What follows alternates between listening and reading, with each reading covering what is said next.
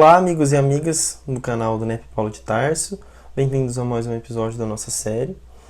Que Jesus, nosso querido mestre, nosso querido amigo divino, possa nos iluminar, possa nos inspirar nas reflexões de hoje e que possamos abrir os nossos corações a reflexões mais profundas. Falaremos hoje sobre um tema muito importante, muito relevante nos dias de hoje, para nós e para a sociedade, ainda mais no momento de transição planetária, que é do alcoolismo, do abuso do álcool, o uso excessivo do álcool, não apenas as consequências físicas, sociais e também no ponto de vista espiritual das suas consequências. Como o tema é muito extenso e é muito relevante, eu optei por dividir em duas partes. Então, a primeira parte do episódio de hoje e daqui a 15 dias a segunda parte. A parte de hoje vamos enfatizar mais o aspecto panorâmico, um aspecto mais explanativo, de uma forma geral. E na segunda parte vamos focar mais as consequências espirituais, dos vícios, sintonia, obsessão, enfim, outros tipos de consequências, principalmente espirituais, né, do ponto de vista que a doutrina espírita nos proporciona, que nos revela. Então que tenhamos uma boa reflexão e vamos lá. Interessante pensar que como o álcool está muito incrustado, enraizado em nossa cultura, seja nas mídias, nas novelas, televisões, nos hábitos sociais, é muito raro que muitos de nós às vezes paremos para pensar no uso do álcool, no abuso do álcool, e que muitas vezes só fazemos isso em situações de extremo, seja porque aconteceu uma consequência, ou teve um acidente, ou alguma coisa ruim. É importante pensar que o álcool é um problema de saúde pública no Brasil e no mundo, um dos maiores causas, um dos maiores problemas de saúde pública, né, em todo o mundo. Cerca de 2 bilhões de pessoas consomem álcool, né, no planeta, ou seja, muita gente, né? E cerca de 2 milhões de pessoas desencarnam todos os anos devido às consequências nocivas do álcool, sejam elas por causa de cirrose hepática, por causa de violência em uso decorrência do álcool, sejam elas por vítimas de trânsito, enfim, as consequências que os jornais já todos os dias é possível observar isso. Interessante também que no Brasil foi feita uma estimativa de que a prevalência da dependência do álcool, né, do alcoolismo, de uma forma geral, é cerca de 12%. O que significa isso? De cada 100 pessoas, 12 são dependentes de álcool. É um número muito significativo, né? E também fizeram uma estimativa de que, que a cada 4 homens que fazem uso do álcool, ou que já fizeram, fazem uso do álcool ao longo da vida, uma delas desenvolve dependência, né? Então são números muito expressivos que eles não podem ser ignorados, né? E é claro que a gente tem que pensar não só do ponto de vista individual, social e aqui também do ponto de vista espiritual, né? Sobretudo à luz do Evangelho. E interessante pensarmos o seguinte, né? Que tudo bem, né? Existe o uso ou o abuso do álcool. Muitas pessoas só pensam nisso quando vem algum irmão que já está numa fase muito avançada de dependência, em que muitas vezes está numa situação de vulnerabilidade, morando na rua, em condições de extrema necessidade, enfim, quando a pessoa já está entregue ao vício, que ela perdeu o emprego, perdeu a família, enfim. Muitas vezes olhamos para a pessoa dita alcoólatra, né, nessa situação, né? A sociedade vê assim. Ou então, quando acontecem acidentes de trânsito com vítimas, enfim, é quando nós olhamos mais para a questão do álcool. Por que a nossa sociedade, nós, né, que a sociedade é reflexo daquilo que nós somos, né? Por que o uso do álcool é tão abusivo? Por que o excesso, né, está tão enraizado em nossa sociedade, né? Como podemos olhar para isso? É tão interessante pensar nisso que, por exemplo, em festas, né, que são momentos sociais, de divertimento, ocasiões de lazer, de convívio, enfim, né? Por exemplo, formaturas, casamentos, enfim.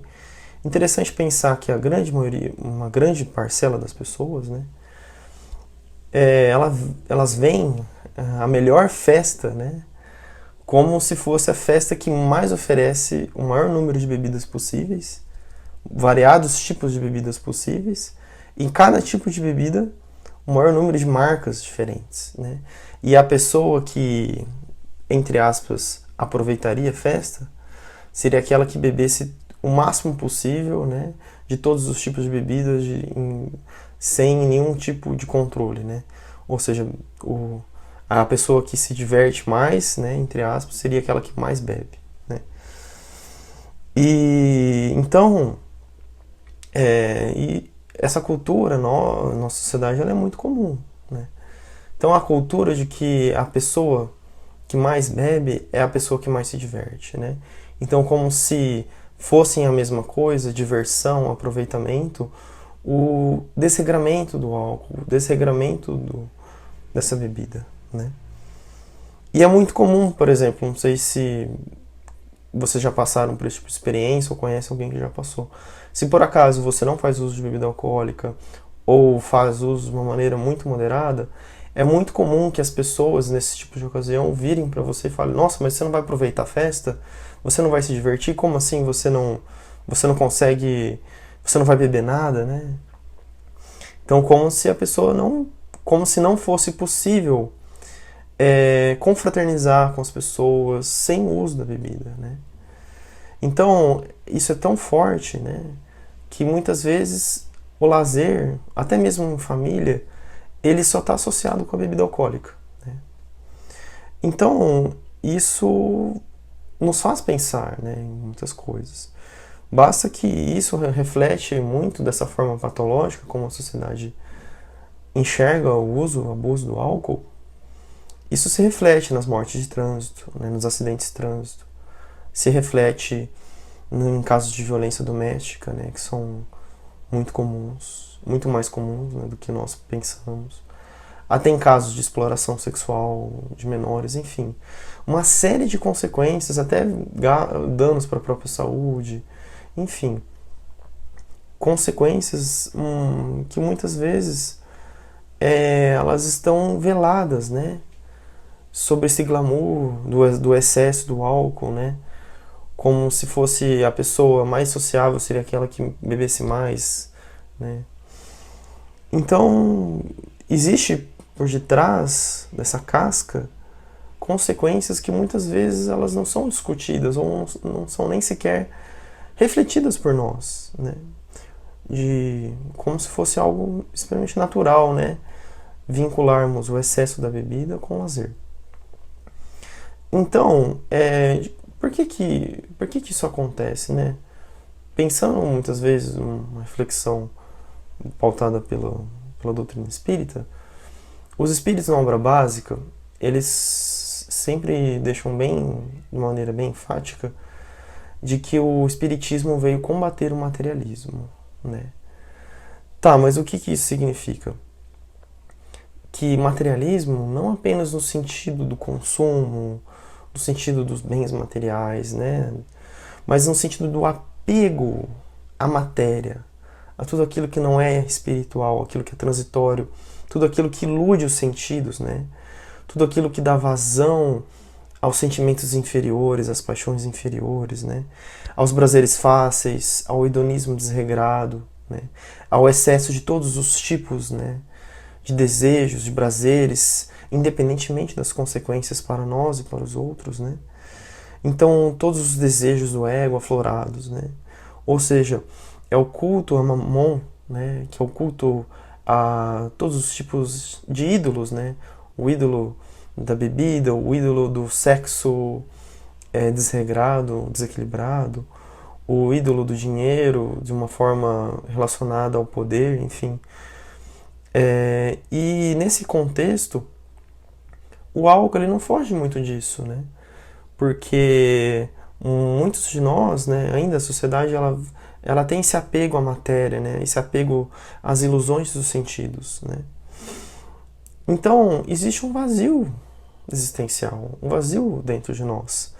Um vazio na vida, uma falta de propósito, uma falta de sentido. Então, muitas vezes esse irmão que ainda não tem nenhum tipo de contato com nenhum tipo de espiritualidade, não tem nenhum tipo de despertar para a vida maior, ele enxerga